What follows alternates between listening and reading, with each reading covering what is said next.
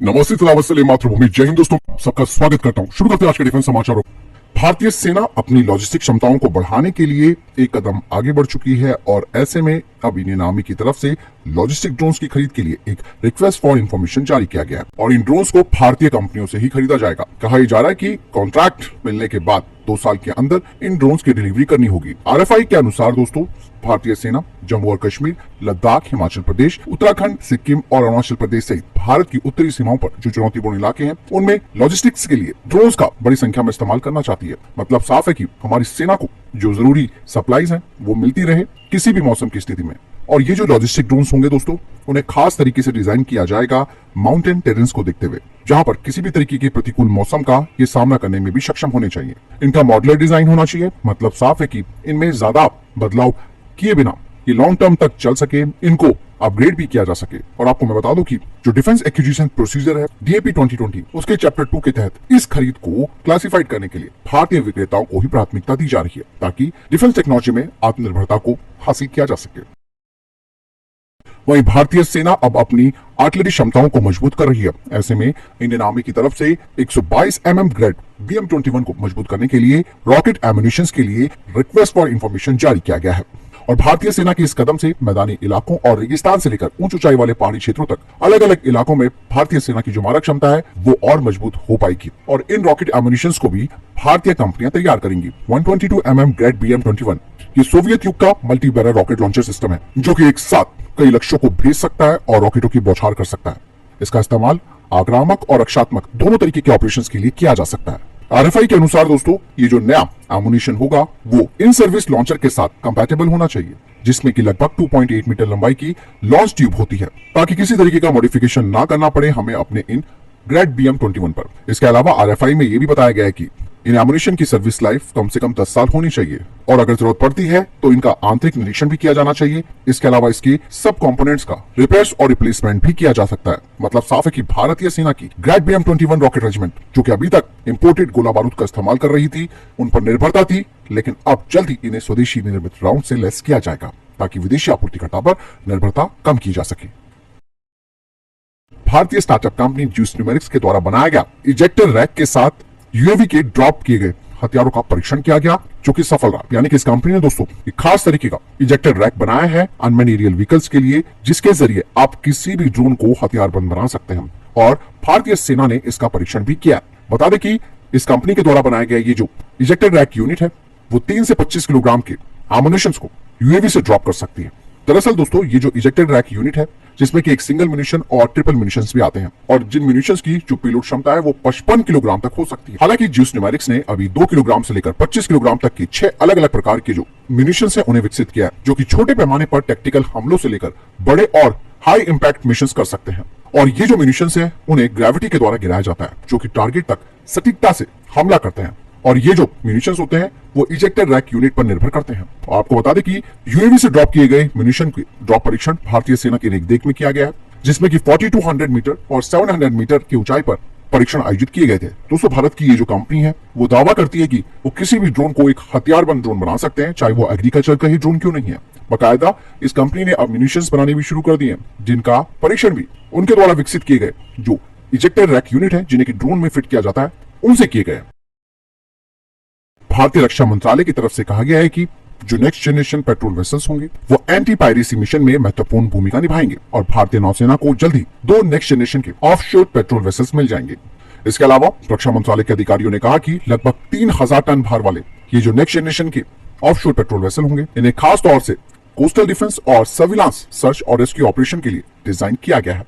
और ये वेसल्स जो हैं वो हमारी ऑफशोर एसेट्स और एंटी पायरेसी मिशन में महत्वपूर्ण भूमिका निभाएंगे। आपको बता दें कि 11 next generation offshore patrol vessel का निर्माण आत्मनिर्भर भारत और मेक इन इंडिया इनिशिएटिव के तहत किया जा रहा है और ये भारतीय नौसेना की समुद्री क्षमताओं को बढ़ाने के लिए तैयार है। और कम से कम 11 next generation offshore patrol vessels तैयार की जाएंगी, जिनमें से 7 जहाजों का निर्माण लीड शिपयार्ड मेसर्स GSL और 4 जहाजों का निर्माण फॉलो शिपयार्ड मेसर्स GRSC के द्वारा किया जाएगा।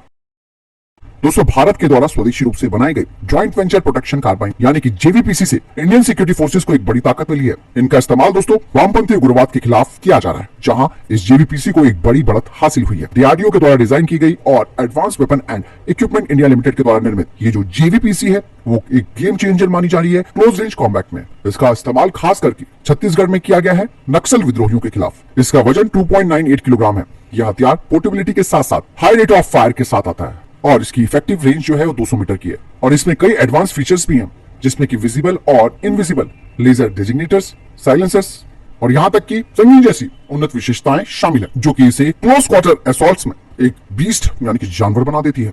जैसे मैं पहले आपको बताने जा रहा हूँ, ये कार्बाइन है, ये जॉइंट वेंचर प्रोटेक्टिव कार्बाइन है। ये स्मॉल आर्म फैक्ट्री कानपुर बनाती है। इसका देखिए कितना लाइट वेट है और ये सेमी बुलपअप डिजाइन से बनाया गया है। जैसे कि आप यहाँ देख पा रहे, दूसरे गन पे आप जो देखेंगे उसका क्या होगा, ये जो मैगजीन पोर्शन है, मैगजीन पोर्शन ट्रिगर के आगे होगा, लेकिन इसका क्या है, मैगजीन पीछे है, ट्रिगर आगे है। इससे क्या है, ये हैंडी हो जाता है। बहुत ही शॉर्ट लेंथ गन है और ये जेबीपीसी है। कार्बाइन का जैसे अर्बन वॉरफेयर के लिए यूज होता है, फटाफट फायर करने के लिए। इसका एम्यूनिशन साइज है 5.56 × 30, ठीक है ना। इसका भी काफी सारे ऑर्डर आए हैं, स्मॉल आर्म फैक्ट्रीज को प्रोवाइड कर रही है। दोस्तों डीआरडीओ ने भारतीय नौसेना के लिए कल्वरी क्लास की पनडुब्बियों के लिए सिग्नल फ्लेयर्स जो कि ग्रीन और रेड कलर के हैं और एंटी सोनार डिवाइस का एक मिशन मोड प्रोग्राम शुरू किया, जिसका उद्देश्य भारतीय नौसेना की कल्वरी क्लास डीजल इलेक्ट्रिक पनडुब्बियों को स्वदेशी काउंटर मेजर्स और सिग्नलिंग सिस्टम से लैस करना है, जिससे कि विदेशी आपूर्तिकर्ताओं पर निर्भरता कम होगी और हमारी जो ऑपरेशनल ऑटोनॉमी है वो भी बढ़ेगी। और इन फ्लेयर्स के डेवलपमेंट के साथ साथ जो एंटी सोनार डिवाइस काउंटर मेजर टेक्नोलॉजी है, और ये भी एक बड़ी छलांग है। दुश्मनों के सोनार का पता लगाने में बाधा डालने के लिए इन्हें डिजाइन किया गया। दरअसल ये जो एंटी सोनार डिवाइस होते हैं वो पनडुब्बी के सिग्नेचर को भ्रमित करने या छिपाने के लिए अकॉस्टिक सिग्नल्स को उत्सर्जित करते हैं, जिससे कि पनडुब्बियों की स्टेल्थ प्रोफाइल मजबूत होती है। वहीं भारतीय सेना ने इन्फ्लेटेबल मॉकअप ब्रिज के 54 सेट के लिए रिक्वेस्ट फॉर इंफॉर्मेशन जारी किया, ताकि दुश्मनों को धोखा दिया जा सके। और इस खरीद में दोस्तों 48 मिड सेक्शन और 6 एंड सेक्शन शामिल हैं, जिन्हें की in service quantum modular system bridge की उपस्थिति और सिग्नेचर की नकल करने के लिए डिजाइन किया गया है। और इन इन्फ्लेटेबल मॉकअप ब्रिजेस को भारतीय कंपनी ही तैयार करेंगी। मतलब साफ है कि रेगिस्तान या फिर अर्ध रेगिस्तान और नदी वाले इलाकों में इन डिकॉइज को तैनात किया जाएगा, ताकि दिन और रात दोनों स्थितियों में हमारे दुश्मनों को गुमराह किया जा सके।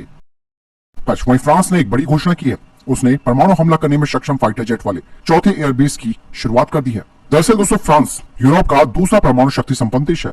हालांकि किस बात का डर है ये बात जाननी जरूरी है। फ्रांस को अब इस बात का डर सता रहा है कि कहीं यूक्रेन में चल रहे युद्ध की वजह से यूरोप में किसी भी तरीके से कोई दिक्कत ना आ जाए, और साथ ही यूक्रेन का सपोर्ट करने पर फ्रांस को ऐसा लग रहा है कि कहीं रशिया सीधा उन पर हमला न कर दे। फ्रांस जिस नए एयरबेस को तैयार कर रहा है वहां पर फ्रांस अपने परमाणु सक्षम हवाई बेड़े को डिप्लॉय करेगा। फ्रांस ने दोस्तों ये सब इन्वेस्टमेंट ऐसे वक्त पर करना शुरू किया है नए एयरबेस पर, जब आपने देखा होगा कि अमेरिका ने भी यूरोपीय देशों को एक बड़ा आईना दिखा दिया है।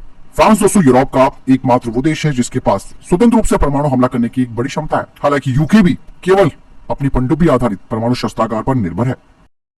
वहीं इसरो के अध्यक्ष डॉक्टर वी नारायण ने कहा कि एक भारतीय को चंद्रमा पर ले जाने और सुरक्षित रूप से वापस लाने के मिशन पर काम शुरू हो चुका है। उन्होंने कहा कि 2035 तक भारत का अपना खुद का अंतरिक्ष स्टेशन होगा। वहीं दोस्तों मोरक्को की सेना भविष्य में वैप 8x8 इन्फेंट्री फाइटिंग व्हीकल पर 105 और 120 mm की टर्रेट लगाने की दिशा पर बात कर रही है, जिसे कि टाटा एडवांस सिस्टम के साथ साझेदारी में मोरक्को में ही बनाया जाएगा। तो फिलहाल इतने के टॉप डिफेंस अपडेट। वीडियो के सामने कोई प्रश्न जवाब है, आपको कोई सवाल है कमेंट सेक्शन में लिखकर जरूर पूछ सकते हैं। वीडियो को लाइक और शेयर जरूर कीजिएगा। जय हिंद, वंदे मातरम।